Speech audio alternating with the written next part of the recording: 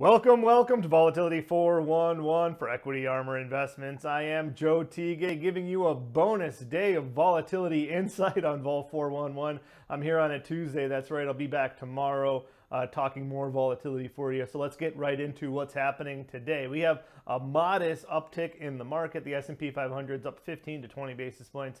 Basically the same thing across the board. We got a relatively large drop in the VIX off of that. Now, of course, yesterday we had a relatively large increase in the VIX with not a lot of downside activity, so certainly some rebalancing there. Maybe a tiny bit of risk on some of the high flyer names like Tesla having a great day. People putting money to work even with those high PE ratios. So what's going on underneath the surface? We got the VIX again back down to 23.5. That's well within this range we've been in for some time. 20's been a floor for the past 8 months. We have a hard time getting below there.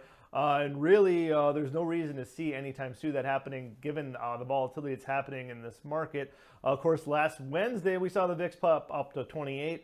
Will that be happening again anytime soon? Well, your guess is as good as mine. It's interesting to see the future, though, is right on that 23.5 spot. 1-to-1 with the cash. It's certainly maybe people are betting for the VIX to fall, but when the future and the cash are so close to each other, you get to see a lot more volatility in the VIX. Yes, the VIX of the VIX is 115, so people are betting on movement in that future one way or the other. Going forward, again, I've been talking about this SKEW. It's actually down now. It's at 135. Now, it's still somewhat elevated, but it had been close to 150. So maybe some of that interest in the downside puts are less there. However, and I kept on talking about this in the summer into the September fall off, we saw elevated SKEW. We did see some fluctuation in that price leading into that. So I'm still concerned if we see another pop up to that 150 area, would be concerned to the downside again, and that would be coinciding with February, which seasonally is the worst month going back the last 10 years. You get a good January,